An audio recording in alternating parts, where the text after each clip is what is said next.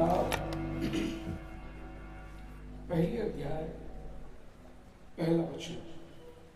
आदि में परमेश्वर ने आकाश और पृथ्वी की सृष्टि की। यूहन्ना पहले अध्याय पहला वचन।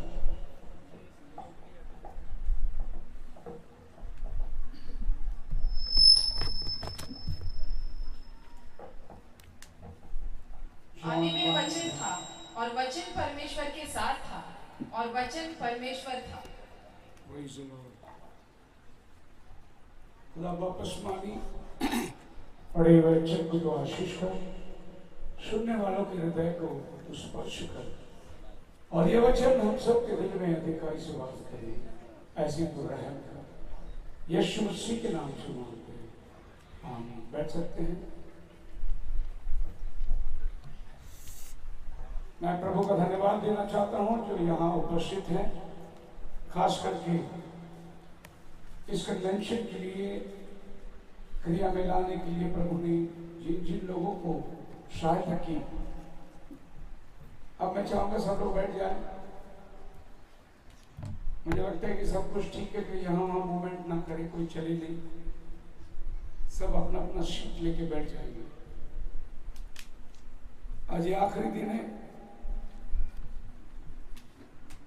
हमारे अंबरनाथ की कलीसिया और पूना की कलीसिया दोनों को मैं धन्यवाद देना चाहता हूं जिन्होंने इस कन्वेंशन को साकार करने में मदद किया। हमारे संडे स्कूल के टीचरों को धन्यवाद देना चाहता हूं।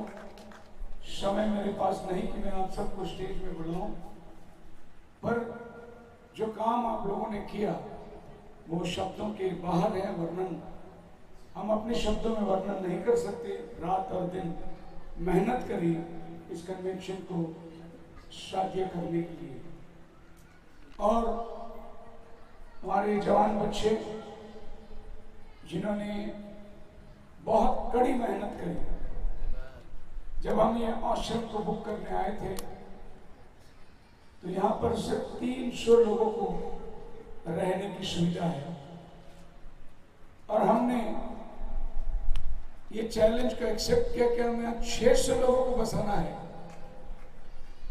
क्योंकि हमारे मेहमान लोग जो आने वाले हैं वो 600 लोग थे। तो हमें 300 लोगों का अलग से इंतजाम करना पड़ा।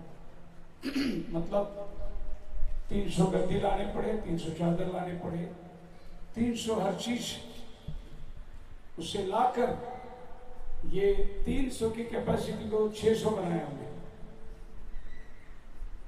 और ये बहुत कठिन काम था। यहाँ केवल 300 कुर्सी थी, लेकिन हम 300 कुर्सी बाहर से लाए, इसको 600 कुर्सी बनाए। तो हर चीज उसमें हमें एडिशन करना पड़ा, जिसके लिए कलीसिया के जवानों ने बहुत मेहनत करी। मैं अपने दिल से धन्यवाद करना चाहता हूं उनका। खुदावन उनको बहुत आशीष दे रहे हैं। आजकल के जवान लोग जो दुनिया में मस्त है, लेकिन प्रभु का धन्यवाद हो, हमारे जवान लोग प्रभु में मस्त है। और हमारे बीच में ब्रदर अभिषेक रिकॉर्डिंग ड्रोन चला रहे हैं, बपतिस्मा से लेकर हर कवरेज को कर रहे हैं।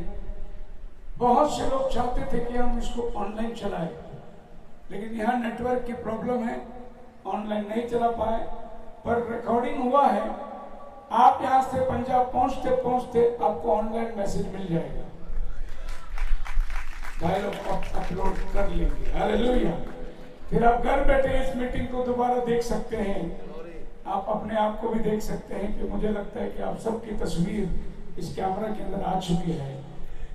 और प्रभु का धन्यवाद करते हैं जो मेहमान हमारे बीच आए हैं पंजाब से, विशेष करके जिन्होंने अनरिजर्व कंपार्टमेंट में भी ट्रैवलिंग करके 2 दिन बड़ी कड़ी मेहनत लेकर यहाँ तक पहुंचे हैं। छोटे बच्चे से बुजुर्ग तक मैं अपने कलीसिया के माध्यम से, सेवकों के माध्यम से आप सब लोगों का धन्यवाद देना चाहता हूँ कि आपने हमारा इन्विटेशन को कबूल की और इतने कीमती समय निकालकर कई पास्टर भाई लोग हमारे बीच आए हैं। ये नहीं कि इनके पास वक्त है, परंतु अपने उस कड़ी समय से भी इस मीटिंग के लिए उन्होंने समय निकाला और अपना प्रेम जताया। इसलिए हम प्रभु को धन्यवाद देते हैं। नासिक से लोग आए हैं, गुजरात से लोग आए हैं, दिल्ली से हमारे पास्टर भाई, कोयम्बतूर से हमारे भाई पास्टर शद्रक, मैंगलोर से लोग आए हैं, महाराष्ट्र के अनेक डिस्ट्रिक्ट से, पूना से लेके, नासिक से लेके, अहमदनगर से लेके औरंगाबाद, कोल्हापुर, अलीबाग, इन महाराष्ट्र के अनेक प्रांतों से लोग इस मीटिंग की शोभा पर। सबसे खूबी क्या है पता आपको? सारे के सारे एंटी बिलीवर लोग इकट्ठे हुए हैं। ये सबसे खूबी है। हालेलुया। ये बात मैं केवल पंजाब में देख पाता था कि एंड टाइम की बड़ी बड़ी सभा लगती है। खैर वो तो गांव की बात है, लेकिन शहर में एंड टाइम के 200 लोग जमा होना मुश्किल है। 200 लोग, ये बहुत मुश्किल का काम है। क्योंकि पौलुस की बात मुझे याद आती है, क्या मसीह बट गया? मसीह नहीं बटा, हम बट गए। और सबसे ज्यादा बटने वाले एंड टाइम मैसेज वाले हैं। बाकी पेंटिकोस्टल के नाम पे Ceylon Pentecostal, Indian Pentecostal, United Pentecostal, the Pentecostal, ये सब इकट्ठे हो जाएंगे पेंटिकोस्टल के बैनर के नाम में। लेकिन एंड टाइम के बैनर के नाम में 2 एंड टाइम वाले इकट्ठे नहीं होंगे कभी।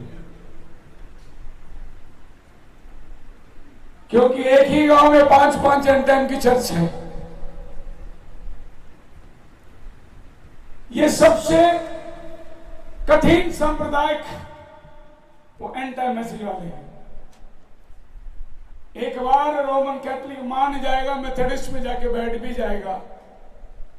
एक बार मेथोडिस्ट वाला जाकर पेंटिकॉस्टल में बैठ जाएगा, लेकिन एंड टाइम वाले अपने इधर छोड़कर किधर भी नहीं जाके बैठेंगे। ताली मत बजाओ, मैं आपकी बुराई कर रहा हूं, प्रशंसा नहीं कर रहा। हमारे बीच में हमने दीवारों को ऐसे बना के रखे हैं, बहुत कठिन समय और ऐसी हालात में देश के भिन्न भिन्न जगहों से अगर आज एंड टाइम के लोग यहाँ इकट्ठे हुए हैं, तो ये काम केवल प्रभु कर रहा है। रक्षक के पहले एक बेधारी दुल्हन की होने वाली है, एक यूनिटी आने वाली है। Uniting time and it's message के अंदर नबी कहता है कि हर क्षेत्र में लोग यूनाइट हो रहे हैं और ब्राइड भी यूनाइट हो रही है। और हम लोगों ने मसीह को डिनोमिनेशन वालों ने बांट दिया, लेकिन हमने तो मैसेज को बांट दिया। एक ही मैसेज, एक ही वाणी हमारे पास आई है, लेकिन इस एक वाणी को हमने अनेक वाणी बना के रख दिया है। अब वक्त आ गया है कि हम सब अपने अपने जो फर्क है, जैसे पौल कहता है एफिसियों के 2 में 3 में, फर्क करने वाली दीवार को प्रभु ने ढा दिया। अन्य जाति यहूदियों को एक ही देह में मिरास किया। जब उसने यहूदियों और अन्य जातियों की दीवार को ही गिराया, तो हम एंड टाइम वाले क्यों दीवार बना के खड़े हैं? क्या यह दीवार गिर नहीं सकती? यह दीवार, अब तो अजीब सा बात है, एक एंड टाइम वाला पास्टर एक एंड टाइम वाले से मिलता है। आप खुदा वाले हैं क्या? क्या परमेश्वर वाले हैं? एक एंड टाइम वाला से मिलता है, आप खुदा वाले हैं क्या? नामों में, शब्दों में हमने अपने आप को दीवार बांधकर फर्क करके रख दिया है। पर प्रकाशित वाक्य 10:7 में लिखा है, जब 7वां दूत, एक ही दूत, इंग्लिश में लिखा है, and the voice of the 7th angel, no voices, just voice. जब हमारे पास एक आवाज आई, तो हम सबका आवाज भी तो एक होना चाहिए। कब होगा? रैप्चर के पहले होगा, नहीं तो रैप्चर नहीं होगा। रैप्चर का एक ही कंडीशन है, terms and condition, uniting time and its sign. इस मैसेज में नबी कहता है ब्राइड यूनाइट हो जाएगी, और ये ब्राइड की यूनिटी के लिए हम लोग बहुत प्रयास कर रहे हैं, कोशिश कर रहे हैं। अब इस मैसेज के अंदर भी बहुत सारी दीवारें खड़ी हो चुकी है, उन दीवारों को गिराना है मसीह में मेरे प्रिय लोगों, वरना हमारे पास कितना ज्ञान आया है, ये ज्ञान कुछ काम का नहीं। आपके पास वचन की गहराई कितना है, और आपके पास प्रेम नहीं तो आप झनझनाती हुई झांझ है। आपके पास अगर प्रेम नहीं तो आप बिन पानी के बादल हैं। आपके पास प्रेम नहीं तो आप समंदर में छिपे हुए चट्टान के समान हैं, जो प्रेम सभाओं में बैठते हैं। यहूदा ने इस बात को विस्तार से लिखा एक ही चैप्टर के अंदर। 5000 साल का इतिहास को उसने एक चैप्टर के अंदर ले आकर समाया। यहूदा का किताब प्रकटीकरण के पहले आती है, एक ही चैप्टर है, लेकिन बहुत खतरनाक किताब है। वो हनोक की बात करता है, वो कैन की बात करता है, हनोक से लेकर वो ले आता है अंतिम दिनों के ख्रिस्त विरोध की आत्मा तक वो लेकर आता है। एक ही अध्याय के अंदर ये समझना बहुत जरूरी है। बाइबल हमें इतने ऊंचे स्तर पर लेकर खड़ा कर दिया है इस मैसेज के द्वारा कि हम बहुत सारी बातें देखने लगे, जानने लगे। हमें 7 मोहरों का भेद, 7 कलीसिया काल, 7 तुरी, नबी ने ना जाने कितने सारे प्रकाशित वाक्य की बातें खोल कर रख दी। एक तो नबी ने ऐसा किताब खाली हिब्रूस है, हिब्रूस के ऊपर एक किताब लिखा। आप 7 मोहरों की किताब अगर अपने हाथ में ले लें तो मुझे लगता है कि 500 पन्ने से भरा हुआ है एक किताब। एक किताब 7 मोहरों का 500 पन्ने हैं, लेकिन वो 7 मोहर अगर आप बाइबल में पढ़ोगे तो सिर्फ 6वें अध्याय प्रकाशित वाक्य, सिर्फ 6वें अध्याय। सो एक 6वें अध्याय के खुलासा करने के लिए नबी को 500 पन्ने की किताब लगी। तो आप सोच सकते हैं कि वो 6वें अध्याय कितने मैनीफोल्ड में बड़ा हुआ है।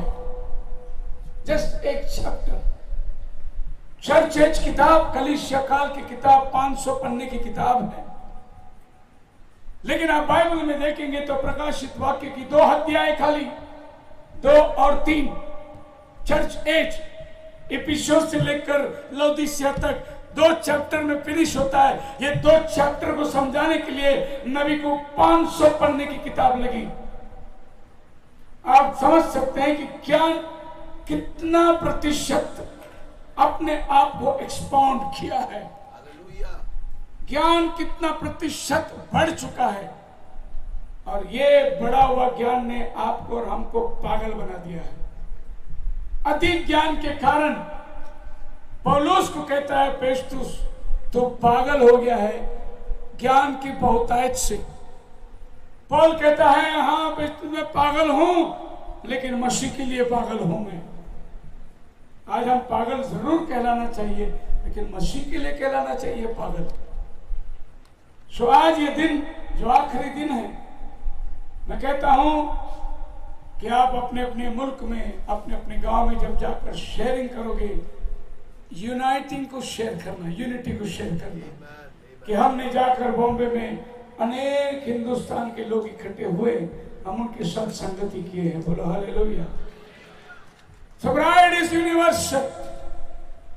कोई ये ना कहे कि मेरा ही चर्च रैप्चर में जाएगा, कोई ये ना कहे कि मेरे पास ही प्रकाशन है, क्योंकि ब्राइड यूनिवर्सल है। पूरी पृथ्वी से ब्राइड इकट्ठे होगी रैप्चर के अंदर। आप तो अपने गांव के अंदर रहने वाले पड़ोसी पास्टर के साथ बातचीत नहीं करते, तो अमेरिका का ब्राइड जब आएगी आपसे मिलने, आप उससे कैसे बात करोगे? जिनको आप देखते हैं, जिनके साथ आप रोज बरोज बर्ताव करते हैं, उन्हीं से प्यार करने का अगर अनुग्रह, तो यूनिवर्सल ब्राइड जब इकट्ठी होगी तो सोचिए कि अपना मन कितना बड़ा रखना पड़ेगा हमें। हम लोगों ने अपने मन को बिल्कुल ऐसे करके रखे हैं जैसे घोड़े के आंखों में दोनों बाजू में एक पर्दा बांधते हैं वो लोग, कि वो ना इधर देखे ना इधर देखे, वो सीधे सामने देख के दौड़ता रहता है। ऐसे हमने अपने विश्वासियों को बांध के रखा है। इससे प्रेज द लॉर्ड मत करो, उससे हाथ मत मिलाओ, इसके पास मत जाओ। मैं कहता हूं निकाल दो पर्दे को और देखने दो दुनिया को लोग खुले। जो प्रभु का चुना हुआ है वो कभी बहकेगा नहीं। यीशु ने अपना लहू देकर हमें खरीदा है, लेकिन ठेकेदार पास्टर बन गए हैं। मेरा भेड़, मेरा मेंबर, मेरा चर्च। मुखंडी एक बहुत बड़ा जादूगर था जिसको प्रभु ने पकड़ा। वो अपने किताब में लिखता है, शैतान आकर अपने चर्च में बैठता है ये देखने के लिए कि आप क्या प्रचार कर रहे हो। तो एक बार अफ्रीका के अंदर साइरे नाम जगह पे एक पास्टर प्रचार करते करते बोला, मैं अपना चर्च को वहां जाने नहीं दूंगा। ये बात शैतान ने सुना, चर्च तो प्रभु यीशु का होता है, तो ये चर्च यीशु का नहीं, ये चर्च इसका खुद का है। उसने अपनी आत्मा को सब में उंडेला और 3 महीने में वो चर्च झगड़े में आपसी में बंद हो गई। अगर आप पुलपिट से खड़े रह के ये कहते हो मेरा चर्च, तो फिर उस वचन का क्या करोगे जो मत्ती 16 अध्याय के 18 में लिखा है, यीशु ने मैं अपनी कलीसिया को बांधूंगा। तुमने बांधा हुआ कलीसिया को अपना नाम कर लिया। फर्क करने वाली दीवार को उठा देने का समय है, क्योंकि जिन वेद की बातों को आज मैं फिर से आपको बताने जा रहा हूं, वो खुदावन की प्रयास को देखिए कि वो हम तक आने के लिए कितना प्रयास किया, और ये हमारे पास आने के बाद हम औरों तक ले जाने के लिए क्या कर रहे हैं। संदेश के अंदर हम वो जगह में आएंगे जहां मैंने कल छोड़ा था। बहुत सारे लोगों को आज गीत नहीं मिली, माफ करना, ये कन्वेंशन है, गीतों की सेवा थोड़ी हो गई, अब वचन की सेवा भी पूरा समय देना जरूरी है। गाने गाने के बारे में याद आती है मुझे, एक बार गायक गीत गा रहा था, गाने ऐसे थे सब उठ के चले गए, पूरी स्टेडियम खाली हो गई। एक बंदा आगे बैठा हुआ था, किसी ने उसको पूछा, वाह सब चले गए, आप बैठे रहे, आपको मेरा गाना बहुत पसंद आया क्या? उसने बोला नहीं, माइक मेरा है, आप माइक रखेंगे मैं लेके भागूंगा। मैं गाने के लिए नहीं बैठा हूं, माइक लेके जाने के लिए बैठा हूं। ऐसा ना हो, गाना जरूर गाना चाहिए। जिसको खुदा ने गिफ्ट दिया है उसके गाने सुनने में मन भाव होगा। गाना गाने की तो इच्छा सबको है।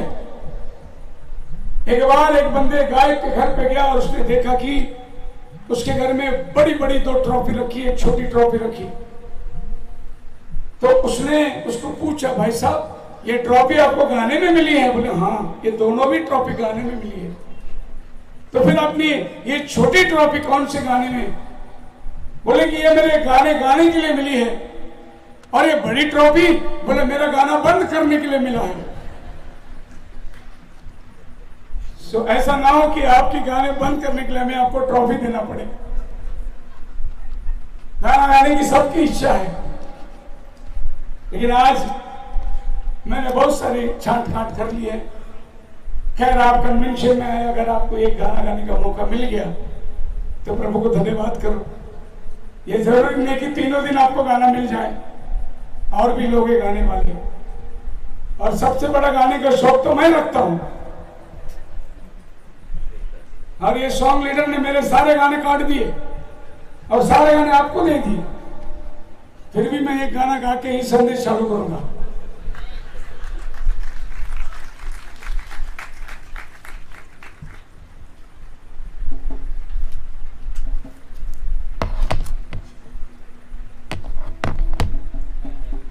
तुझ बिन मेरे मसीहा ये जीवन भी क्या है, जो तेरे घर पे न आए, वो जीना भी क्या है। तुझ बिन मेरे मसीहा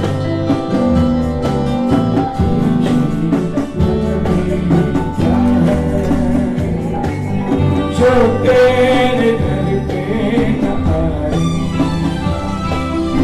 वो जीना भी क्या है।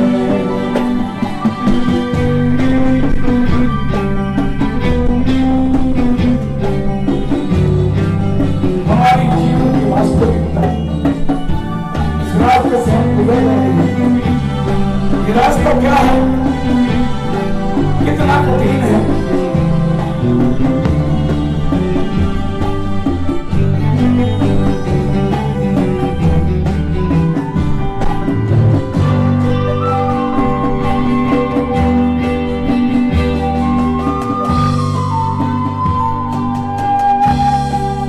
पापों के सारे कैसा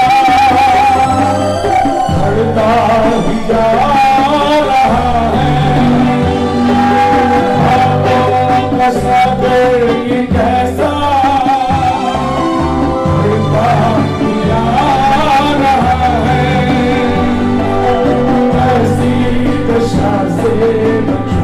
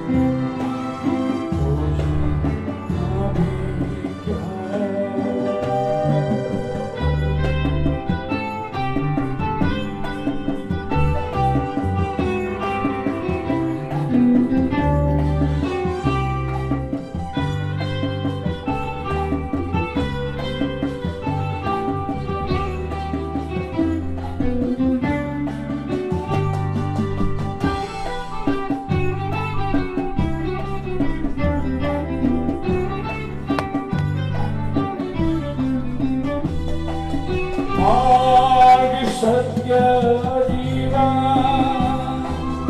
यीशु प्रभु तू ही है। मार्ग सत्य जीवन यीशु प्रभु तू ही है। तेरे उस मार्ग पे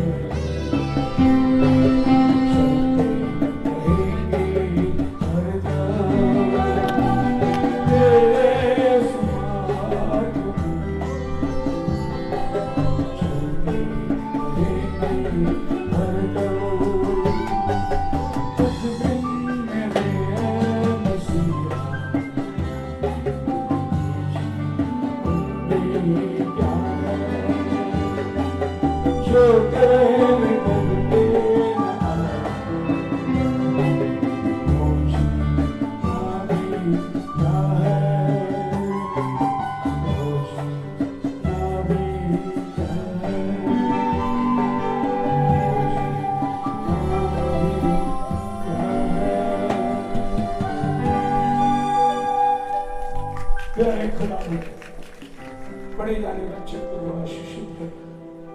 और आज तेरे बच्चे तो वचन के भूखे प्यासे उनसे तो बातें कर रहा, तेरी महिमा हम आज देखने पाए। यीशु मसीह के नाम से मांगते हैं, आमीन। कितने लोग आज सुबह मीटिंग के आनंद उठाए हैं? आपने पवित्र आत्मा का सामर्थ्य देखी, कितना अद्भुत है। निश्चय प्रभु ने हम सबको छू लिया है। सो मैंने कल के दिन बताया कि वो अनादिकाल का परमेश्वर जो समय के अंदर नहीं समा सकता, जिसको ना आदि है ना अंत है, जिसको कोई अपनी सीमा में बांध नहीं सकता, जो खुदावन खुद अपने आपे में सेल्फ एग्जिस्टिंग वन, कैसे वो आपके और हमारे जीवन में कार्य करने के लिए आ गया। वो अनादिकाल जिसने चांद सूरज और सितारे बनाए, ये पूरे आकाश मंडल को उसने अपने हाथों से ताना है। ये पृथ्वी को उसने डोरी पकड़कर इसका पाया बिठाया है। बाइबल कहती है अपने उंगलियों से उसने ये तारांगनों को बनाया, अपने उंगलियों से, अपने हाथ के पंजे से उसने इंसान को बनाया, मिट्टी गोल कर। और ये इंसान जब पाप में गिरा तो इसाया 53 में लिखा है परमेश्वर ने अपने भुजबल को इस्तेमाल किया उसको उद्धार कराने के लिए। हालेलुया। देखो, सूरज और चांद बनाने उसको सिर्फ उंगली की जरूरत पड़ी, इंसान को मिट्टी की देह में डालने उसको खाली हाथ के पंजे की जरूरत पड़ी, लेकिन आपका उद्धार कराने उसको अपना भुजा की जरूरत पड़ी।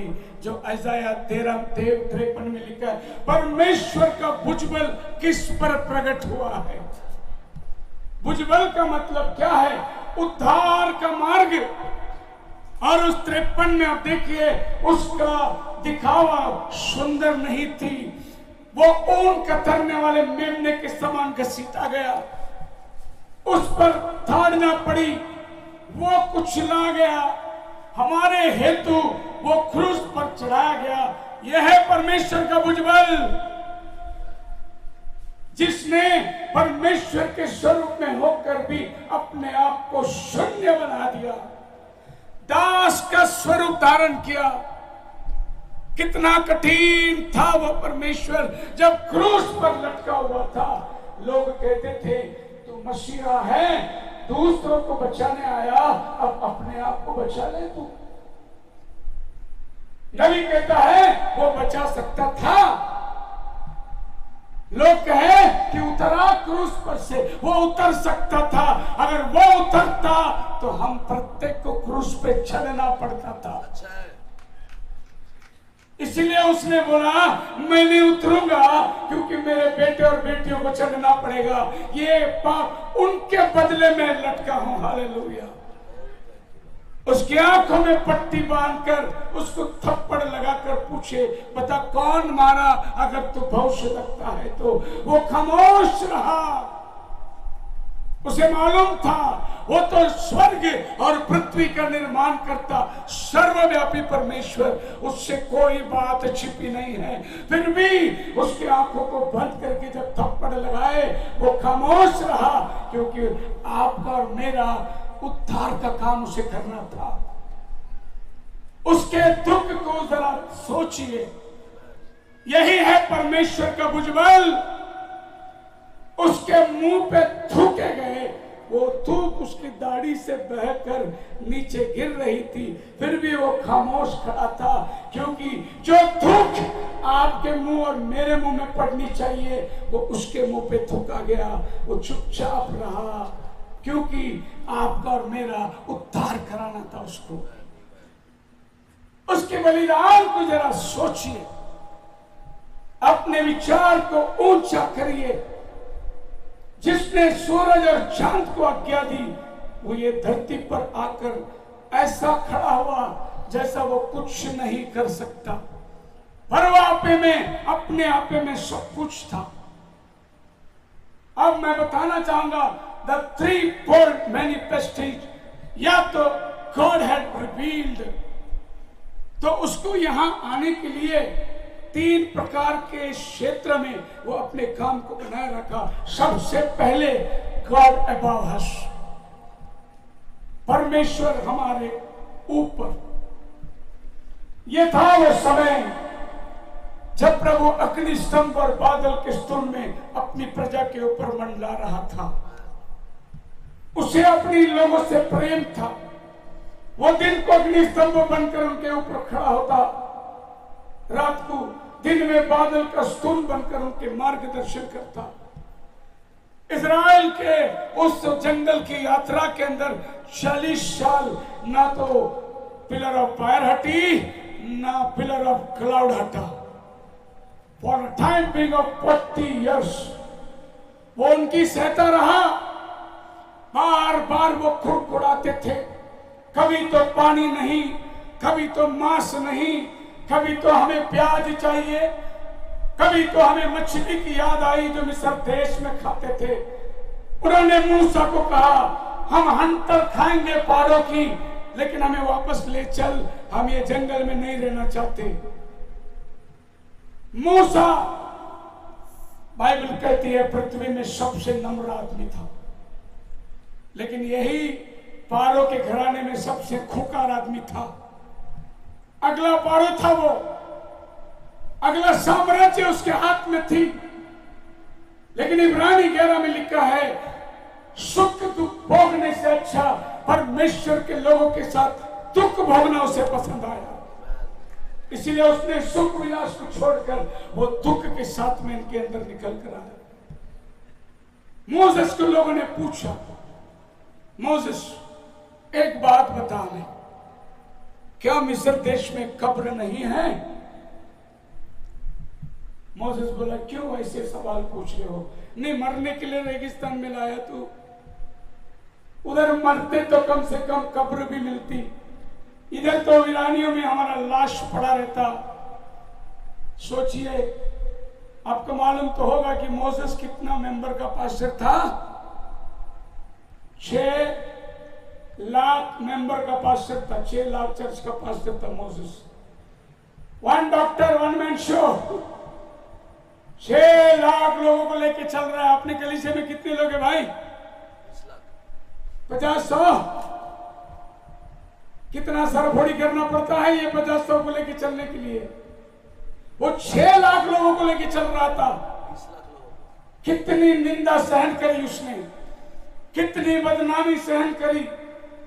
एक मर्तबा जब प्रभु अपना हाथ उठाया उन्हें मारने के लिए, वो बीच में आके खड़ा हो गया। इनको हाथ मत लगा प्रभु, उन्हीं के लिए प्रार्थना कर रहा है जिन्होंने मूसा को बोला हमें जंगल में मरवाने के लिए लाया है क्या। उन्हीं के लिए वो मध्यस्थ खड़ा होकर प्रार्थना कर रहा है।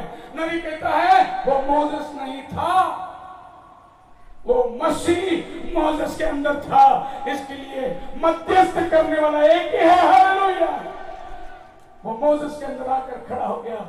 परमेश्वर ने मोसेस को देखकर नहीं छोड़ा प्रजा को, प्रभु ने मसीह को देखकर प्रजा को छोड़ा, क्योंकि वही मसीह क्रूस पर एक दिन आकर आपके और मेरे लिए प्रायश्चित करने वाला था। हे पिता, इन्हें क्षमा कर। क्या मेरे प्रभु ने प्रार्थना नहीं करी, इन्हें क्षमा कर? ये परमेश्वर जंगल में अग्निस्तून में उन पर मंडराता था। ये चुना करार है। एक्सोडस चैप्टर 13 उसकी 21 में लिखा है, The Lord went before them in the pillar of fire।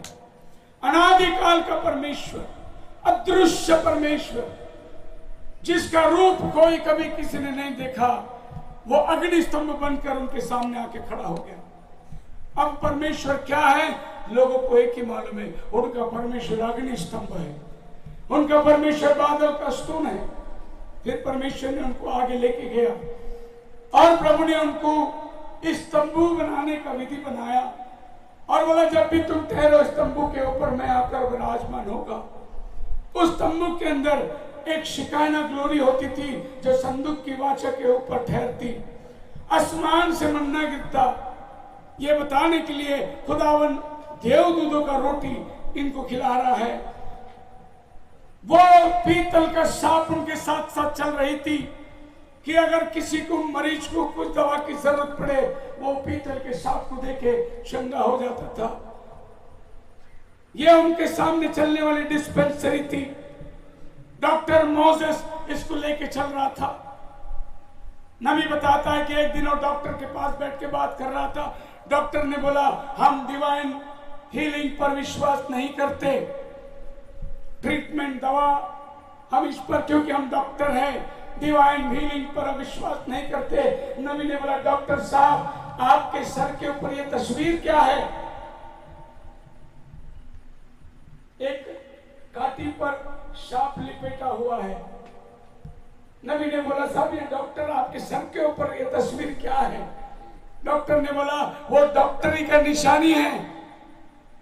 बोले नहीं, ये बाइबल का डॉक्टर ने दिया हुआ निशानी है। डॉक्टर मोसेस ने एक सर्प को लटकाया खाटी पर। तमाम डॉक्टर अपने गाड़ी पे, अपने दुकान पर, अपने मेडिकल स्टोर पर यही पीतल के सांप को लटकाए हुए हैं, क्योंकि चंगाई यहीं से आती है। बोलो हालेलुया। आप मेरे साथ हैं? खुदावन अपने आप को और अधिक से अधिक उन पर उंडेला जा रहा था। प्यास लगी, वो चट्टान बनकर खड़ा हो गया। केवल खड़ा ही नहीं हुआ, पहला कुरिन्थियन 10:3 में लिखा है वो उनके साथ साथ चलने वाली चट्टान थी। जब भी उनको प्यास लगे वो चट्टान उन्हें पानी देती थी। मतलब खुदावन जो अदृश्य था वो चट्टान के रूप में बदल गया। वो एक दिन मेलकिसेदेक बनकर आया अब्राहम से भेंट करने के लिए। वो खुदावन खुदा, मेलकिसेदेक का मतलब ना मां ना बाप, ना आदि ना अंत, शालेम का राजा। ये केवल एक ही टाइटल प्रभु यीशु मसीह को दर्शाता है, जिसको ये दुनिया में कोई मां नहीं था, कोई बाप नहीं था। वो स्वयं कहता है मैं आदि और अंत हूं, उसको कोई वंशावली नहीं है। और ये मेलकिसेदेक के रूप में अब्राहम के साथ आकर उनके साथ, और मेलकिसेदेक के रीत पर उसने याजक बना के दिया उनको कि ये मेलकिसेदेक के रीत पर आपके लिए सदा का याजक बन के खड़ा होगा। अब किसी ने परमेश्वर को देखा नहीं, खाली उसके रूबरू को देख रहे हैं, उसकी अलग अलग मैनिफेस्टेशन को देख रहे हैं। फिर पहुंचे वो सिय्योन पर्वत पर, जहां प्रभु ने मूसा को पर्वत पे बुला के 2 तख्ती बना के दी पत्थर से। उसने अपने उंगलियों से उन्हें वचन लिख के दिया, इसका आज्ञा का पालन करो, मैं तुम्हें कनान देश ले जाऊंगा। अब मोसेस से 2 तख्ती लेकर ऊपर से उतरा। थोड़ी देर की 40 दिन की देरी हो गई, लोग फिर से गुनाह में गिर गए। मोसेस ने उस तख्ती को तोड़ दिया, आग में जलकर भस्म हो गए। फिर प्रभु ने मोसेस को पर्वत पर बुलाया। अब की बार प्रभु बोल रहा है, मोसेस लिख रहा है। पहला उसने खुद लिख के दिया, अब मोसेस लिख रहा है, खुदा बोल रहा है। और ये तख्ती को लेकर मोसेस जब आया, प्रभु ने बोला इसको संदूक की वाचा में रख देना, और ये तुम्हारे आगे आगे चलेगा, तुम इसके पीछे पीछे चलो। तो जब भी संदूक रुकती आपको जाना है, जब संदूक रुकती आपको रुकना है। तो ये संदूक उनके 2000 हाथ के आगे चलेगी, और वहां पर प्रभु जोशुआ को कहता है संदूक के नजदीक मत आना, संदूक से 2000 हाथ पीछे रहना, ताकि तुम्हें यह मालूम पड़े संदूक किस रास्ते से जा रहा है, उसके पीछे पीछे चलो। आज क्या हो गया, संदूक पीछे रह गई, हम आगे निकल गए। हम इतने आगे निकल गए, रास्ता दिखाने वाला कोई नहीं। अजी रास्ता दिखाने वाला तो पीछे रह गया। तो वचन के आगे निकल गए बहुत लोग। वचन को अपना तर्जुमा, अपना अनुवाद देखकर आज बहुत लोग वचन के बहुत आगे चले गए। अभी कुछ दिन पहले एक भाई से मैं गवाही सुना।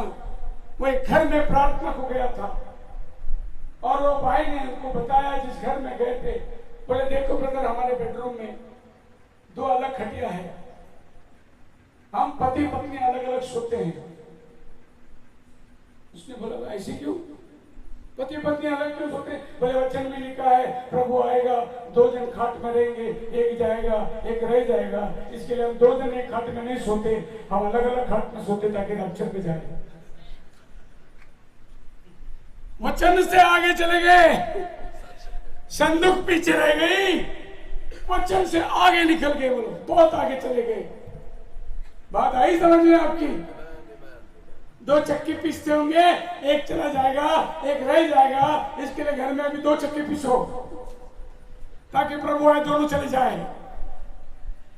आज लोगों का ख्यालत वचन से कई मील दूर चली गई है। मसीह में मेरे प्रिय लोगों, नबी ने कहा कि पेंटिकॉस्टल सुपरनेचुरल बातों को कभी समझ नहीं पाएगी, वो मिलो दूर है। लेकिन मैं कहता हूं आज मैसेज वाले मैसेज से मिलो दूर चले गए हैं। मतलब की बातें छोड़कर बेमतलब और बेफजूल की बातों पर लोग आज झगड़ रहे हैं। आज हर एक को ऐसा लग रहा है कि प्रभु ने आपके लिए वाचा दिया है, उसके पीछे चलो। अब परमेश्वर इस तख्ती पर अपने आप को प्रकट किया। क्या लोग इस तख्ती को माने? क्या लोग इस तख्ती के अनुसार चले? नहीं। रोमियो की किताब 3:23 में लिखा है, सबने पाप किया, परमेश्वर की महिमा से हम रहित हुए। व्यवस्था परमेश्वर ने दिया। रोमन 3:10 में लिखा है, ऐसा लिखा है, कोई धार्मिकता नहीं, एक भी नहीं। जो वचन धार्मिकता बनाने के लिए आया, वो वचन आगे चल रही है, लोग उसके पीछे चल रही है। धार्मिकता लोगों में नहीं आई। बार बार ये वचन उनके साथ मार खाता रहा। अब्राहम, जब अबीमेलेक ने पूछा ये कौन है तेरे साथ, उसने बोला ये मेरी बहन है। बीवी को बहन बना दिया। वजह एक ही था, ये इसको ले लेगा, अगर मेरा पत्नी बोलूं तो मुझे मार डालेगा। अपना जान को डर कर अब्राहम ने झूठ बोला। अपनी स्वार्थ के लिए याकूब अपने बाप को फंसाया, अपने भाई को फंसाया और अपने ससुर को भी फंसाया। याकूब औरंगेबाज, मोसेस मिस्र के देश के सिपाही को मारकर गाड़ दिया। Is a murderer. अपने लोगों को यह बताने के लिए मैं तुम्हारा बचाने वाला हूं, उसने एक मिस्री को मार के गाड़ दिया, खूनी बन गया वो। डेविड महल में टहल रहा था, बात शीबा को उसने देखा। किसको देखा? शीबा जो बात कर रही थी, बात शीबा को देखा उसने और उसको बुला लिया।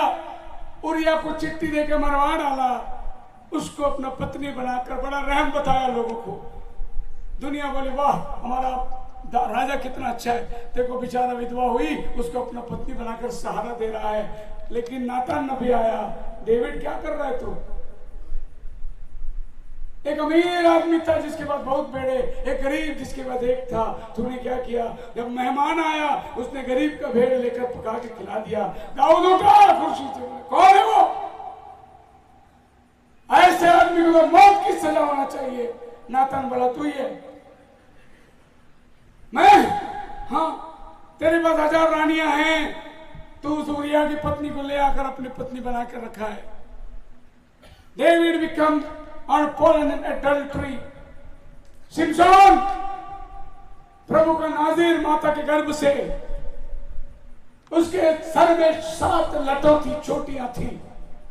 जब सिमसोन चलता था देखने वाले बोलते थे ये नाजिर है। कौन है? ये नाजिर है। देखो विश्वासी लोग, चलने से पता चलेगा ये विश्वासी है, चाल चलन से, कपड़े से। मैं तो कभी कभी कहता हूं उन स्त्रियों को जो ब्यूटी पार्लर जाके बाल कटवाती है, एक दिन अगर यीशु आपके घर आया तो बाल से उसका पैर पोंछेंगे, कई पाप क्षमा होते हैं। आप तो पोंछने वाले बाल को ब्यूटी पार्लर में काट दिए। लंबा रखो, कब की बार यीशु आया तो मौका मिल जाएगा पोंछने के लिए। आप मेरे साथ हैं? तो सिमसोन जाकर डिलाइला के गोद में पड़ गया। ताकत उसके पास जबरदस्ती, इजराइल का छुड़ाने वाला लेकिन एक डिलाइला ने उसको अपने प्रेम में फंसा दिया और उसकी आंखें चली गई, गुलाम बन गया और चक्की पीसने लगा, जो कि आज के कलीसिया का दृष्टांत है। इजराइल बार बार व्यभिचार में गिरती रही। क्या कोई इस व्यवस्था से धर्मी बना? कोई नहीं बना। यह व्यवस्था हमेशा आपको खंडित करती है। नबी कहता है लॉ पुलिसमैन है, वो हमेशा आपको पकड़ते रहेगा। लॉ, आपने ट्रैफिक क्रॉस किया, पकड़ लिया, आपने लाइट बिल काट दी, पकड़ ली। लॉ देश का हर जगह, वो हमेशा आपको पकड़ेगा। छुड़ाएगा कौन? अनुग्रह, ग्रेस, जो हमें लॉ के हाथ से छुड़ाते आया है आज तक। इसीलिए मूसा ने व्यवस्था दिया, यीशु ने अनुग्रह दिया। मूसा ने व्यवस्था लाया जो आपको पकड़ती है, यीशु ने अनुग्रह लाया जो आपको छुड़ाती है। हालेलुया। वो अनादिकाल का परमेश्वर। रोमियो 3:20 में लिखा है, Therefore by deeds of the law there shall no flesh be justified in his sight, for the law is knowledge of sin. व्यवस्था क्या है? पौल रोम क्रास में कहता है, जब तक व्यवस्था नहीं थी पाप गिनी नहीं जाती, जब व्यवस्था आई पाप गिना। जब तक ये व्यवस्था नहीं आई, चोरी न करना, चोरी पाप नहीं था। जब तक व्यवस्था आई व्यभिचार न करना, व्यभिचार पाप नहीं था। जब व्यवस्था आई तो आपको पकड़ता है। जब व्यवस्था आई तो आपको कहते हैं चोरी मत कर, झूठ मत बोल, लालच मत कर। जब व्यवस्था आई आपको रोकता है। अब इस व्यवस्था के अंदर सारे के सारे बंध गए, सारे के सारे फंस गए। But now the righteousness of God without the law is manifested, even righteousness of God which is by faith in Jesus Christ. यीशु मसीह पर विश्वास करने से ये अनुग्रह से हमें बचने का एक मौका मिला। Knowing that a man is not justified by works but by the law, but by the faith of Jesus Christ. मनुष्य धार्मिक अपने कामों से नहीं, परंतु प्रभु यीशु मसीह के ऊपर विश्वास रखने से बनाए जाते हैं। हमने कोई धार्मिकता के काम नहीं किए, लेकिन हमने यीशु मसीह पर विश्वास किया और हम बचाए गए। बोलो हालेलुया। बहुत काम सरलता में आ गया। अगर आप पुराने नियम में होते और आप कहते याजक को मेरे हाथ से पाप हो गया, याजक कहता 2 बकरी ले आ। अगर आप होते उन दिनों के अंदर, कहते कि भाई मैं छोटी सी झूठ बोल दी, तो कहते 2 कबूतर का बच्चा ले आ। खून जब तक नहीं दिया तब तक क्षमा नहीं मिलती थी। लेकिन आज आप रोज झूठ बोलते हैं, रोज चोरी होता है, रोज पाप करते हैं, फिर भी हम क्षमा पाते, क्योंकि यीशु मसीह ने एक बलिदान से सारे बलिदान को पूरा कर दिया। अधर्म के बढ़ने से अनुग्रह भी बढ़ता गया। इस युग से जितना हिसाब लिया जाएगा, इतना हिसाब और कोई युग से नहीं लिया जाएगा, क्योंकि अनुग्रह बढ़ गई। व्यवस्था का कारण बड़ा कठिन था, अनुग्रह आपको सरलता में लेकर आया। इफिसियंस 2:8-9 में लिखा है, By grace you are saved through faith. हम अनुग्रह के द्वारा विश्वास करने से बचाए गए, not of works lest any man should boast. कामों से नहीं कि कोई घमंड करे। इब्रानी 8:10 में लिखा है, For His covenant I will make with the house of Israel after the days said the Lord. उन दिनों के बाद मैं इज़राइल के साथ एक वाचा बांधूंगा। I will put my laws in their mind. I will be them a God. They shall be my a people. अनुग्रह में क्या हुआ? व्यवस्था में क्या लिखा है? तू चोरी न कर, तू लालच न कर, तू व्यभिचार न कर। व्यवस्था में शब्द आपके ऊपर उंगली दिखाता है, तू मत कर, तू मत कर, तू मत कर। लेकिन जब अनुग्रह आई, प्रभु बोलता है मैं करूंगा, मैं जाऊंगा, मैं लूंगा, मैं खून दूंगा, मैं संभालूंगा, मैं तेरे पास आऊंगा, मैं तेरे संग रहूंगा, मैं तेरी क्या करूंगा। लेकिन यही खुदा नियम में बोला, तू चोरी मत कर, तू लालच मत कर, तू झूठ मत बोल। जो तू व्यवस्था में था, वो खुदावन ने सब मैं करके अनुग्रह में ले लिया। आज उसके अनुग्रह से हम जीवित हैं। बोलो हालेलुया।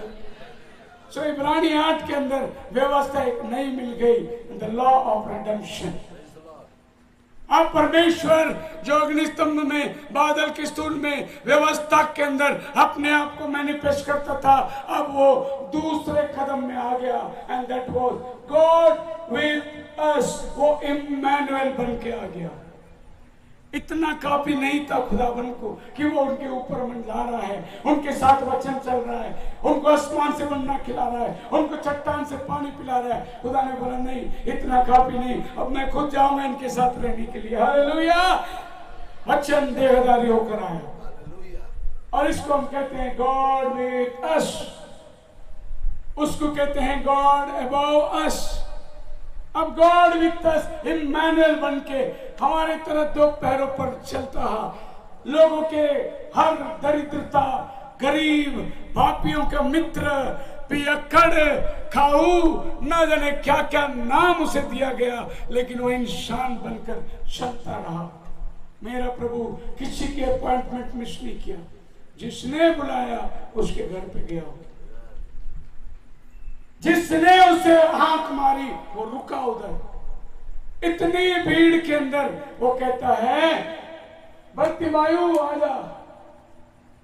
एक अंधा भिखारी की आवाज वो सुनता। इतनी गर्दी के अंदर वो हर एक के तरफ जक्कया नीचे आ, आज मैं तेरे घर आना चाहता हूं। जिससे लोग नफरत करते थे प्रभु प्यार करने लगा उससे। इंसान बनकर उसे भूख लगी। नबी कहता है दुनिया बनाने वाला, दुनिया का हकदार, दुनिया का मालिक जब ये दुनिया में रहने को आया, उसको रहने के लिए घर नहीं था। ये चांद सितारे बनाने वाला जब ये धरती में आया, वो पूछता है तुम्हारे पास खाने को कुछ है? जिसने 40 साल जंगल में मन्ना खिलाया, वो अभी लोगों को पूछ रहा है तुम्हारे पास खाने को कुछ है? एक आदमी आया, प्रभु मैं आपके पीछे आना चाहता हूँ, आप कहाँ रहते हैं? वो बोला लोमड़ियों को हुर्पा है, पक्षियों को बसेरा है, मेरे को सर रखने के लिए भी। अरे दुनिया बनाने वाला मालिक, उसको सर रखने के लिए भी जगह नहीं थी। उसको एक दिन प्रचार करना था। उसने पतरस को बोला तेरा वोट देगा मुझे थोड़ा टाइम के लिए कि मैं प्रचार करूं? इतना नहीं, जब क्रूस पर से उसकी शरीर उतारा गया, उसको रखने के लिए कब्र नहीं थी। अरिमथाई ने अपना कब्र उसको दिया, बोला मेरा कब्र मैंने खुदवाया, उसमें रखो। वो कब्र भी भाड़े का था। ये धरती में देह लेके आने का था, तो उसने मरियम का कोख 9 महीने के लिए भाड़े पे लिया। बोला मैं तेरे कोख में आके 9 महीना रहना चाहता हूं। वो खुदा, सुनिए, जब वो क्रूस पर चढ़ा, वो ताज का मुकुट, वो भाला, वो हाथों के खिले, वो भी उसका नहीं था, वो मुझ नालायक का था। वो मैंने अपने हाथ से गुनाह किया, वो खिले मेरे हाथ लगना उसने अपने ऊपर उठा लिया। मैंने अपने विचारों में पाप किया, वो कांटों का मुकुट मेरे सर पे होना चाहिए था, उसने ले लिया। तो ये क्रूस की 5 निशानी भी उसकी नहीं थी, वो मेरी थी, मगर मेरे लिए वो रुक गया। बोलो हालेलुया। आज की बात समझ में आ रही है? फरीसियों ने, सदुसियों ने, शास्त्रियों ने पूछा तुम्हारा गुरु कर देगा? मंदिर का कर देगा टैक्स। प्रभु ने चेलों को पूछा टैक्स किससे लिया जाता है, अपनों से या परायों से? उन्होंने कहा परायों से। मतलब प्रभु उनको ये बता रहा है ये हमको पराये समझ रहे हैं, इनको ठोकर ना लगे इसलिए जा मछली पकड़, पहला सिक्का मिलेगा, तेरा मेरा भाड़ा भर दे। वो जिसका मंदिर था खुद ही भाड़ा भर के मंदिर में आया, उसका मंदिर में भी उसको एंट्री नहीं। उसने बोला भाड़ा दे दे, नहीं तो ये हमको अंदर नहीं छोड़ेंगे। अब बोले यीशु मसीह को खतने की क्या जरूरत है? जरूरत यह है अगर वो 8 दिन में खतना यहूदियों की रीत पर ना कराया होता तो मूसा के उसारे पर वो खड़ा नहीं रह सकता। इसीलिए उसको 8वां दिन खतना कराना पड़ा, ताकि वो यहूदी और वो मूसा की व्यवस्था में आकर ये जब दीवट ठीक कर रहे थे, उजियारा लगा रहे थे, अंधियारा छाने के टाइम यीशु खड़ा रहकर कहा मैं जगत की ज्योति हूं। जब मंदिर में आने वाले पैर धो रहे थे, विधि को पूरा कर रहे थे और पानी वहां मंदिर में लगाया जा रहा था, यीशु ने कहा मैं जीवन का जल हूं। जो जो चीज मंदिर में हो रही थी वो सारी बातों को वो खुद खड़े रहकर बताया, ये उजाला नहीं, मैं जगत का उजाला हूं। जिस दिन वो क्रूस पर था, मेमने की तैयारी हो रही थी, शाम का वक्त, बलिदान की मेमने तैयारी कर रहे थे, वेदी तैयारी हो रही थी और यीशु मसीह गोलगत्ता में कहा पूरा हुआ। मंदिर का पर्दा ऊपर से नीचे फट गया, दो भाग हो गया। यीशु गोलगत्ता पे है, मंदिर का पर्दा फट गया और जो मेमना लोग ने बलिदान को लाए, वो मेमना भागने लगा भूकंप। इन आवाज से याजक पकड़ रहे मेमने को, मेमना बोलता है अभी मैं नहीं मरूंगा, मेरे लिए क्रूस पे वो मर गया उधर गोलगत्ता में, अब मैं छूट गया। हालेलुया। उस दिन से मेमना बलिदान होना बंद हो गया। अब ये याजक लोग को ये नहीं समझ में आ रहा है कि मंदिर का पर्दा क्यों फटा। ये तो आज भी लोगों को नहीं समझ में आता है। ये बात सच है कि जो आदमी मंदिर के पर्दे के अंदर जाएगा वो मरता था व्यवस्था के दिन, और आज अनुग्रह आकर पर्दे को फाड़ दिया, आज जो नहीं जाएगा वो मरेगा। उस दिन जो जाता था वो मरता था, आज जो नहीं जाएगा वो मरेगा, क्योंकि प्रभु ने पर्दा को फाड़कर दो भाग कर दिया। ये सब क्या देख रहा है? It's a plan of redemption. उद्धार का एक रास्ता प्रभु बना के दे रहा है। That is God with us, परमेश्वर हमारे साथ। इसाया 45 में लिखा है, look unto me and be a save all the ends of the earth, I am God and there is none else. मुझे देखो, मैं ही परमेश्वर हूं, मैं ही, मेरे बगैर कोई छुड़ाने वाला नहीं है। There is no savior beside me. The blood requirement, हमें खून देने की जो जरूरत थी, इब्रानी 9:22 में यीशु मसीह स्वयं अपना खून देकर हमारा पाप का निवारण किया। 1 Timothy 3:16, Great is the mystery of godliness. परमेश्वर की जो बातें हैं बड़ा रहस्यमय। God manifested in flesh. परमेश्वर इंसान बनकर देह में। पता नहीं आपके पंजाबी बाइबल में क्या लिखा, कोई पढ़ के सुनाएगा एक वचन? 1 तिमोथी 3:16 देखिए क्या लिखा। साथ ही साथ हिंदी बाइबल पढ़ के देखिए, मराठी बाइबल पढ़ के देखिए, ये वचन क्या कहता है? जी क्या?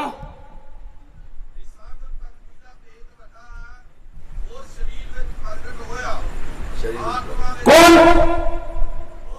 कौन कौन क्या बोल रहा है पंजाबी? वो यही मराठी भी बोलता है, तो वही हिंदी भी बोलता है, वो इंग्लिश बाइबल बराबर बोलता है, God manifested into flesh. G-O-D God. कौन सा गॉड? कैपिटल जी वाला गॉड इंसान बन के आया। हालेलुया। संभव है? यस, मनुष्य से नहीं, उससे संभव है, और उसने करके दिखाया। ट्रांसलेशन में हम लोगों ने बहुत कई दूर चले गए, पर धन्यवाद नबी के लिए जिसने एक एक वचन जो गलत तर्जुमा हुआ उसका सही अर्थ उसने बताकर चला गया। इसलिए आज आप और हम सही संदेश में आ चुके हैं। गॉड वाज मैनिफेस्टेड, परमेश्वर देहधारी हुआ। आदि में वचन था, वचन परमेश्वर के साथ था, वचन परमेश्वर था, वचन देहधारी हुआ। रिडेम्पशन प्लान का दूसरा कदम था ये। हम आगे जाएंगे। ऐसा 9:6 में लिखा है, कुंवारी गर्भवती होगी, पुत्र जनेगी, उसका नाम अद्भुत युक्ति करने वाला, पराक्रमी, शांति का राजकुमार, अनंत काल का पिता, ये उसकी टाइटल है। ऐसा 7:14 में लिखा है, मैं आप ही तुम्हें एक चिन्ह दूंगा, एक कुंवारी गर्भवती होगी। और यही वचन मत्ती 1:23 में लिखा है कि तुम एक चिन्ह पाओगे, उसका नाम इम्मानुएल रखेगा, परमेश्वर हमारे साथ। पहला वो हमारे साथ नहीं, हमारे ऊपर था। God above us, but now he is God with us. Salvation का दूसरा part. Our Lord Jesus Christ was both man and God. Prophet कहते हैं 100% he was man, 100% he was God. Matthew chapter 4:4 में लिखा है, शैतान ने उसकी परीक्षा करने आ गया। लेकिन जॉन 6:10 में लिखा है, उसने 5000 को 5 रोटी से खिला दिया। यहां शैतान पत्थर को रोटी बना करके कहता है, यीशु ने नहीं बनाया, लेकिन वहां 5 रोटी को उसने 5000 को खिला दिया। तो जॉन 6 में खुदा काम कर रहा है और मत्ती 4 में इंसान बात कर रहा है। मनुष्य केवल रोटी से नहीं जीता। आप जा रहे हैं साथ में? मरकुस 4:39 में लिखा है, गॉड वॉज टायर्ड, वो थक गया और विश्राम के लिए जा रहा था। लेकिन मरकुस 4:39 में लिखा है, उसने आंधी को थामा, रोक दिया उसको। यूहन्ना 11:35 में लिखा है, लाजर के मरने की खबर में यीशु रोया, लेकिन वही यीशु 4 दिन के मुर्दे के खबर में खड़ा रहकर, लाजर बाहर निकल, मुर्दा जिंदा होके आया। वो इंसान नहीं, वो खुदा था। लेकिन जब वो मरा हुआ लाजर की खबर में आए, वो रोया, वो इंसान था। मरकुस 15:37 में वो मरा क्योंकि वह इंसान बन के आया। लेकिन लूक 24:6 में वो जिंदा हुआ क्योंकि वो खुदा था। इंसान नहीं जिंदा हो सकता। नॉट ओवर 50 years old कहते थे, तो 50 साल का नहीं। हमारे बाप अब्राहम को कैसे जानता है? लेकिन वो कहता है, मैं अब्राहम पैदा होने से पहले हूं। हालेलुया। तो he was both man and God in flesh. John chapter 14 में लिखा है, I and my father are one. मैं और पिता एक है। फिलिप तो क्यों कहता है, पिता को हमें दिखा।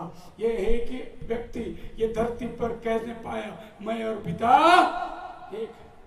सदुसी फरीसियों को बहुत गुस्सा आया कि उनका परमेश्वर को ये अपना बाप बना रहा है। वो कहते हैं, हमने कभी इसको बाप नहीं बोला, तू उसको कैसे अपने बाप बोलता है? क्या आरोप था यीशु के ऊपर? उन्होंने कहा, तेरे अच्छे कामों के लिए हम पत्थर नहीं मारते, तो इंसान होकर अपने आप को खुदा साबित कर रहा है, इसके लिए हम पत्थर मार रहे हैं तुझे। पत्थर मारने का वजह क्या था? उनको ये पता चल गया, ये इंसान होकर अपने आप को खुदा साबित कर रहा है। हालेलुया। रिडेम्पशन इन जीसस, केवल छुटकारा यीशु मसीह पर है। दूसरा कोई रास्ता आपके पास छुटकारा नहीं। The 3 stages of redemption: justification, sanctification and the baptism of Holy Ghost. शुद्धिकरण, धार्मिकता, पवित्र आत्मा का बपतिस्मा, इन्हीं जरिए से वो अपने आप को आप तक पहुंचाए। वो सीधे आसमान से नीचे नहीं टपके, वो सीधे आसमान से नीचे नहीं उतर आए। एक बार उसने पर्वत पर उतरा था, सब डर गए, पहाड़ जल गई। लोगों ने अपने आंखें कान मुझे बोले, उससे कहे वो हमसे बातें ना करे, वो ऐसे नहीं आ सकता। वो इंसान बनकर ये जगत में आया। और दूसरा तीसरा रिडेम्पशन की प्लान के अंदर वो है गॉड इन अस। वो हमारे साथ साथ रहा, सारे उद्धार का काम किया। बाद में वो उस्मान पर उठा लिया गया। पेंतिकोस्त के दिन वो चल कर आया, हर एक के जीवन में वास किया। नाउ गॉड इन अस, परमेश्वर हमारे। पहले वो ऊपर मंडराता था, बाद में वो शरीर लेकर साथ में आया, इम्मानुएल बना। अभी वो पवित्र आत्मा बनकर किधर है? तुम परमेश्वर के मंदिर हो। And this is the power of Christianity. मसीहत की एकमात्र सामर्थ्य, तुम यरूशलेम में ठहरे रहो, पवित्र आत्मा आएगा, तुम सामर्थ्य पाओगे। परमेश्वर हमारे अंदर यही सामर्थ्य है। नबी कहता है जो कुछ परमेश्वर था वो सब यीशु में उंडेला गया, और जो कुछ यीशु था वो सब कलीसिया में उंडेला गया। मतलब आज परमेश्वर कलीसिया में यानी तुम में वो वास करता है। ये वो पेंतिकोस्त का दृश्य है, वो लोगों के ऊपर आकर बैठ गया। अब 120 लोग ऊपरी कोठरी में प्रभु की आत्मा से भरे हुए थे। पुराने नियम में वो लोगों के अंदर नहीं आता, वो उनके साथ साथ चलता था। लेकिन नया नियम में वो आपके अंदर रहने के लिए आ गया, क्योंकि उसने अपना लहू बहाकर आपको धुलाकर शुद्ध करके अब वो आप में रहने के लिए आ गया। पुराने जमाने में भेड़ और बकरी के लहू से धुलते थे, वो उनके अंदर नहीं आ सका। उसने अपना ही लहू देकर तुम्हें धुलाया, और आज वो किधर है? I will come to you, John chapter 14. Even the Spirit of truth, whom the world cannot receive, because it seeth him not. दुनिया उसे नहीं दे सकती, तुम मुझे देखोगे क्योंकि मैं तुम्हारे अंदर रहूंगा। आज प्रभु किधर है? एक आदमी पास्टर जी से जाके कहा, पास्टर जी आपने प्रभु यीशु को देखा है क्या? पास्टर जी ने बोला, देखने की बात दूर, मैं तुझे भी दिखा सकता हूँ, तुझे भी दिखा सकता हूँ। मेरी देखने की बात बहुत दूर है, लेकिन मैं तुझे भी, क्या आप कह सकते हैं, मैं यीशु को तुम्हें दिखा सकता हूँ, क्योंकि अभी वो आसमान में नहीं है, वो अब हमारे साथ नहीं है, वो तो अभी हमारा अंदर आ गया रहने के लिए। अब वो जीता जागता हमारे साथ चल रहा है, हमारे दो पैरों में वो भी चल रहा है, हमारे हाथों को वो इस्तेमाल कर रहा है, हमारे हाथों को इस्तेमाल कर रहा है, हमारे शरीर के अवयवों को वो अपनी महिमा के लिए इस्तेमाल कर रहा है। वो कहां पर आ गया? आपके अंदर रहने के लिए चला आ गया। बोलो हालेलुया, हालेलुया। वो कहता है मैं नीचे आऊंगा, तुम्हारा कंफर्टर, तुम्हारा टीचर बनकर मैं तुम्हारे अंदर वास करूंगा। पहला कोरिन्थियन 6 में लिखा है, तुम पवित्र आत्मा का मंदिर हो जो तुम में वास करता है, ये परमेश्वर ने अपने लिए तुम्हें बनाया है। इफिसियन 4:30 में लिखा है, तुम पवित्र आत्मा से शाप देकर मुद्रित किए गए हो, तुमको अब कोई तोड़ नहीं सकता। इफिसियन 1:13 में लिखा है, hallelujah, hallelujah, whom after that you believed, तुम साए में क्षमा मांगे गए हो। Hallelujah, hallelujah. पवित्र आत्मा ने तुम्हें मुद्रित किया है, इसे कोई तोड़ नहीं सकता। सीलिंग तब खुलेगी जब आप अपने मुकाम में पहुंच जाओगे। गलती करा 4:6 में लिखा है, God has sent forth the spirit of his son into your hearts। पिता परमेश्वर ने अपने बेटे की आत्मा तुम्हारे हृदय में भेजा है। अभी समय आ गया दुल्हन, तुम्हें यीशु को दुनिया को बताना है। एक बार डीएल मूडी के समय में, हो सकता है मैंने किताब में पढ़ा था, वो यरूशलेम घूमने गया था। गोलगत्ते में आकर वो खड़े रहकर गोलगत्ते को देख रहा था, वो क्रूस यहाँ प्रभु को टंगा हुआ है। तब गाइड ने उसको पूछा, आप खड़े रह के देख रहे हो, यहाँ पहले आए थे क्या? बोला हाँ आया था। कब आए थे आप? कौन से साल में आए थे? बोले 2000 साल पहले, जब मेरा प्रभु इधर लटका हुआ था, मैं मेरे प्रभु के अंदर था। हालेलुया।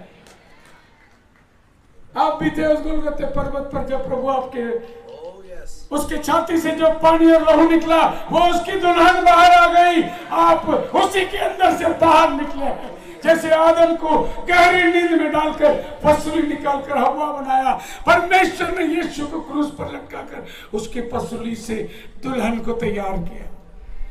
उस दिन लोग कलीसिया को नहीं देख रहे थे, यीशु को देख रहे थे। आज लोग यीशु को नहीं देख रहे हैं, कलीसिया को देख रहे हैं। आज यीशु कलीसिया में छिपा हुआ है।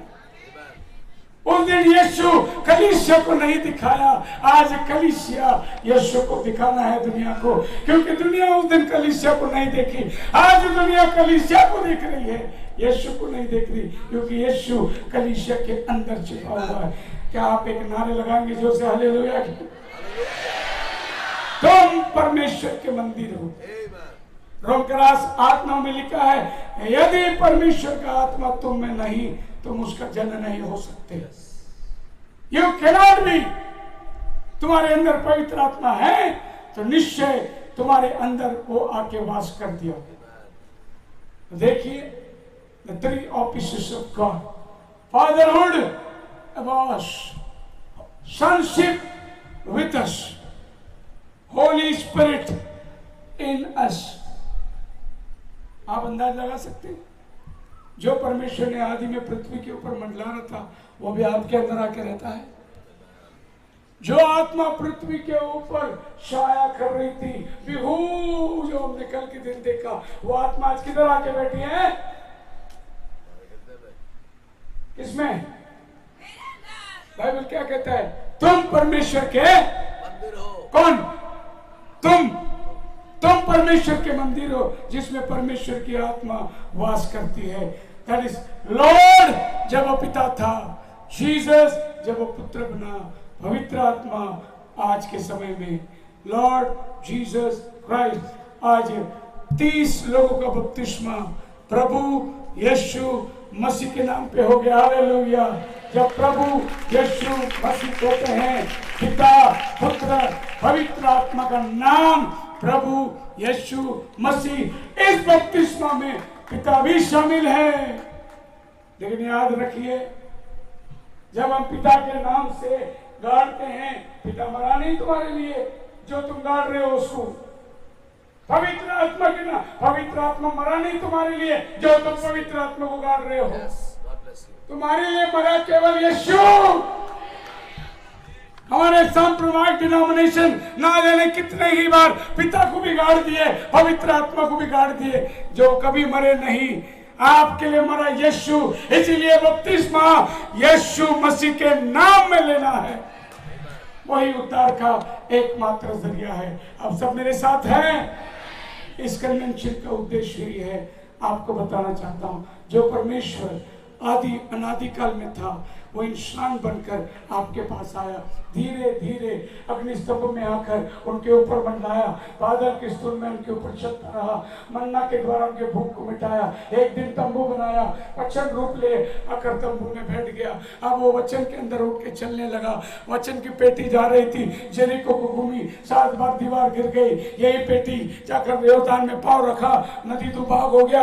यही पेटी फलिस्तियों के युद्ध में गया, फलिस्ती भाग के चले गए। ये जादू की पेटी में क्या था? परमेश्वर का वचन था, और वो उनके साथ साथ मंडराता था। जिधर वचन रुकी उधर शिकाना ग्लोरी आके रुकी। उसके बाद क्या हुआ? 2000 साल पहले उसी वचन में से अपना कदम को उठाकर देहधारी बनकर आ गया, और 3.5 साल लोगों के बीच में सेवा करता रहा। उसके बाद क्रूस पर बलिदान हुआ, उठा लिया गया। पेंटेकोस्त का दिन पवित्र आत्मा बनकर आया। उस दिन से आज तक आपके दिलों में रहता है। वो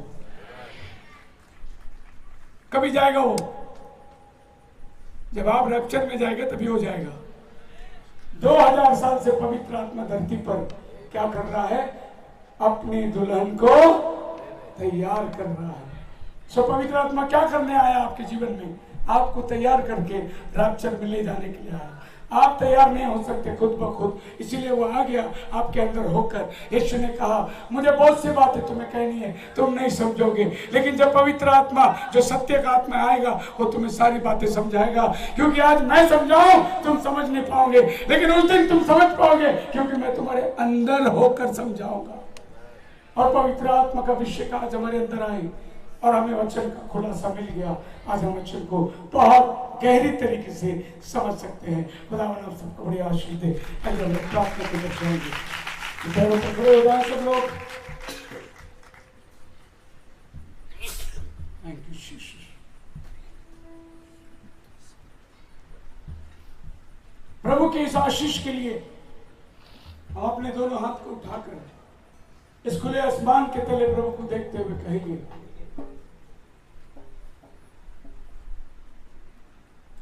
गिन गिन के स्तुति करूं, बेशुमार तेरे दानों के लिए।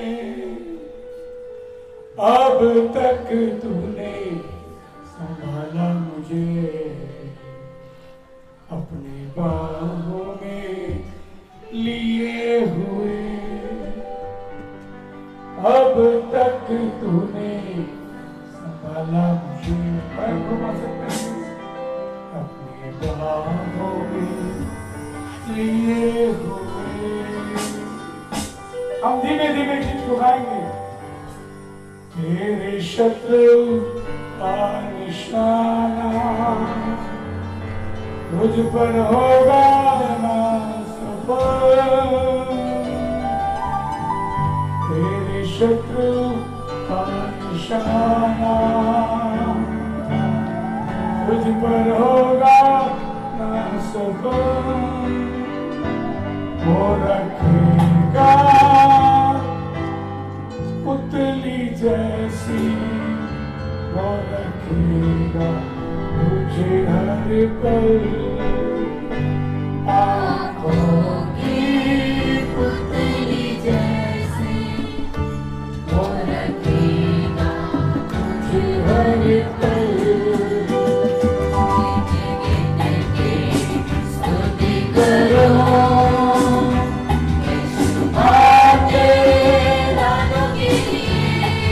इंसान बन गया, कभी वो मन्ना बन गया, कभी वो पठान से पानी देने वाला बन गया, कभी तू यहोवा राफा बन गया, कभी तू यहोवा निसी बन गया।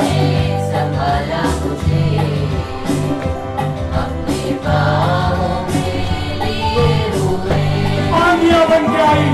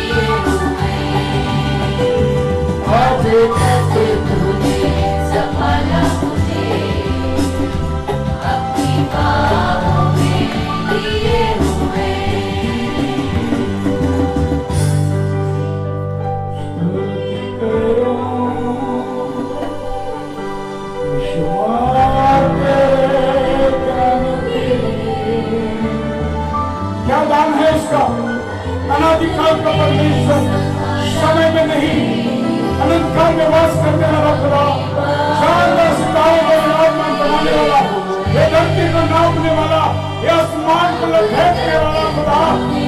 इंसान बनकर आपके बीच में आ गया, क्रूस की मौत को सहन किया, पवित्र आत्मा से आपने आया।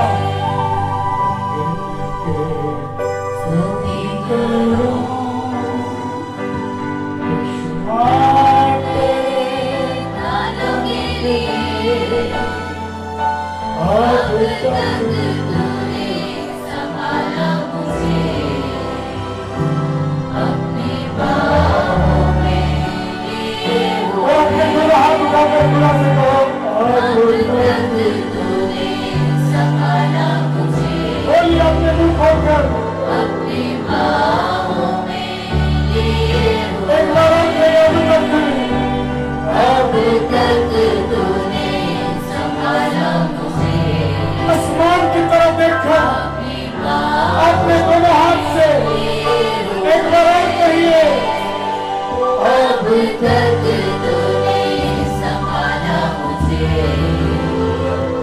अपनी बाहों में लिए हुए। दिल की गहराई से कहिए, अब तक तूने संभाला मुझे, और तू कितना महान है, अपनी बाहों में लिए हुए। बड़े धीमी आवाज से बोलो, अब तक तूने संभाला मुझे,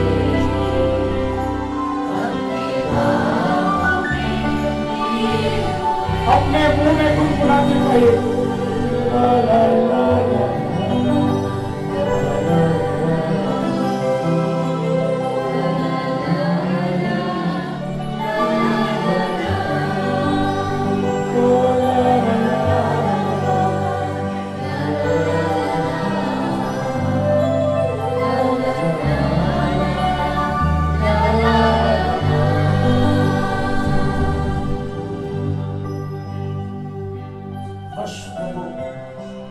तूने सबको इस कन्विक्शन में आने की कृपा करी। अब तक तूने संभाला, आगे भी तू ही संभालेगा। सभी की वापसी यात्रा के लिए मैं प्रार्थना करता हूँ। शुक्र अपने अपने घर जाकर इस अनुभव को लोगों के साथ बांटने के लिए आशीर्वादित कर। प्रार्थना यीशु के नाम में मांगते, सुनो कबूल कर। सब मिलकर कहें,